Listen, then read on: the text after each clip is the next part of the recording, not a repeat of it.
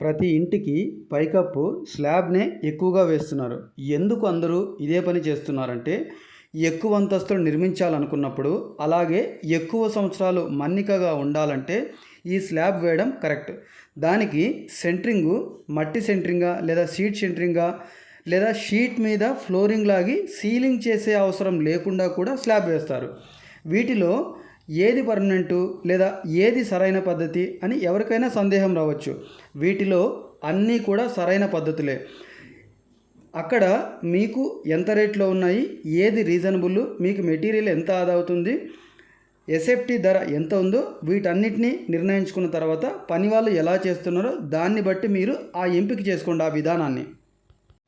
అన్నీ కూడా సరైన పద్ధతులే అన్నాం. ఎందుకంటే కాంక్రీట్ వేయడానికి ఈ షీట్స్ అడ్డుగా పెట్టడానికి మాత్రమే. స్లాబ్కి వాడే ఐరన్ రాడ్సు, కంకర, ఇసుక, సిమెంటు, లీకేజ్ ఆయిల్, వాటర్ వీటన్నిటిని కావలసిన నిష్పత్తిలో తీసుకొని స్లాబ్ వేస్తే కనీసం 100 నుంచి 120 సంవత్సరాలు దాని ఎక్స్పైర్ డేట్ ఉంటుంది. ఇది ఎప్పటి వరకు అంటే స్లాబ్ మీద నీళ్లు నుంచోకుండా టైల్స్, ఫ్లోరింగ్ ఇలా ఏది చేసినా నీళ్లు లోపలికి అంటే స్లాబ్ లోపలికి దిగనంత వరకు ఆ స్లాబు ఎన్ని సంవత్సరాలైనా ఏ రిపేరీ రాదు. ఇక్కడ ఒక ఎగ్జాంపుల్ ఏమంటే, చాలా చోట్ల స్లాబ్ పెచ్చులు ఊడిపోవడం చూస్తుంటాం. అది కేవలం వాటర్ లీకేజ్ వల్ల మాత్రమే, అది తప్ప వేరే డ్యామేజ్ అనేదే ఏది ఉండదు. వాటర్ లీకేజ్ వల్ల కాదు అని మీకు అనిపిస్తే ఇంటి లోపల బాత్రూమ్ మీద వేసే స్లాబు, సన్షేడ్స్ ఇవన్నీ కూడా ఇంటి లోపలే ఉంటాయి. వీటికి ఎప్పుడూ కూడా పెచ్చులు ఊడిపోవడం ఇంతవరకు చూడలేదు. ఎందుకు అంటే ఇంటి స్లాబ్ కింద ఉంటుంది, దాని మీద నీళ్లు చల్లడము ఏమీ ఉండదు, కాబట్టి పెచ్చులు ఊడిపోయే సమస్య అస్సలు ఉండదు. షీట్ సెంటరింగ్ విషయానికి వస్తే మేము గోడలు కట్టేటప్పుడు ఎక్కడికైతే నీళ్లు రావాలో అక్కడికి స్లోబు పెట్టాం, 4 అంగుళాల వాటం పెట్టాం.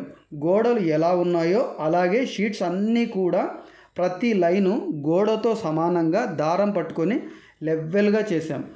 ఎందుకు ఇంత ఖచ్చితంగా లెవెల్గా చేస్తున్నాము అంటే షీట్స్ కరెక్ట్గా లేనప్పుడు స్లాబు అన్ని చోట్ల ఒకే మందం ఉండదు. షీట్స్ డౌన్ ఉన్న చోట స్లాబు ఎక్కువ మందం, షీట్స్ ఎత్తు ఉన్న చోట స్లాబు మందం తగ్గిపోతుంది. మనం రాడ్స్ కూడా దాని చుట్టూతా కాంక్రీట్ పడకుండా కడ్డీలు బయటకు కనపడము, తద్వారా తుప్పు పట్టడము ఇలా జరిగే అవకాశం ఉంది. షీట్స్ లెవెల్గా లేకపోతే ఏమవుతుందిలే అనుకుంటే తద్వారా వచ్చే ఇబ్బందులు ఏమంటే, సీలింగ్ చేసేటప్పుడు స్లాబ్ ఒక లెవెల్గా రాదు. అలా రానప్పుడు ఎగుడు దిగుడుగా ఉన్నప్పుడు ఆ చేసిన ప్లాస్టింగ్ కూడా లెవెల్గా ఉండదు. వాల్ కేర్ పుట్టి ఎక్కువగా పూస్తారు. అలా చేస్తే మందం ఎక్కువై పుట్టి కూడా నిలబడదు. అసలు పుట్టి ఎంత మందం ఉండాలంటే 5 రూపీస్ కాయిన్ ఎంత మందం ఉంటే అంతకు మించి వాల్ కేర్ పుట్టి ఏదైనా సరే పెట్టకూడదు. అది గోడకైనా సీలింగ్కైనా ఎక్కడైనా.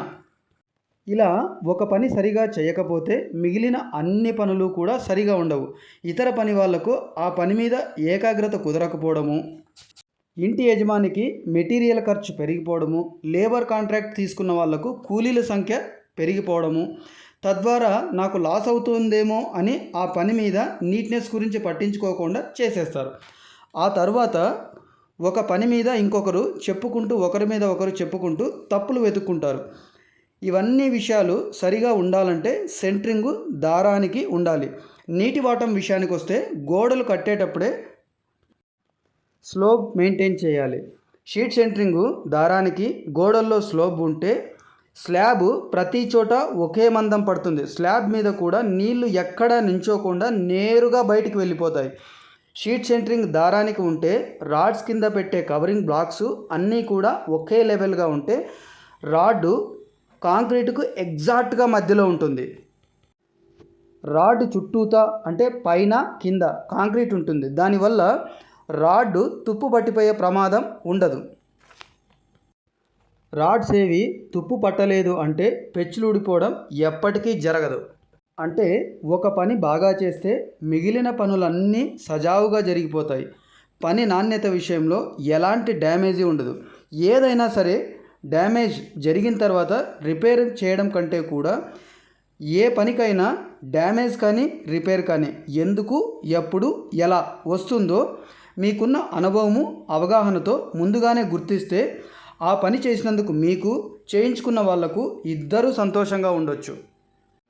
ఇంటి నిర్మాణం అనే కాకుండా ఏ పనిలో అయినా సరే ఇతర పని వాళ్ళు అన్ని రకాలుగా ఉంటారు కాబట్టి ప్రతి ఒక్కరిని ఒకరినొకరు సమన్వయం చేసుకుంటూ ఆ పని చక్కగా చేయాలని ప్రతి ఒక్కరికి విజ్ఞప్తి చేస్తున్నాను.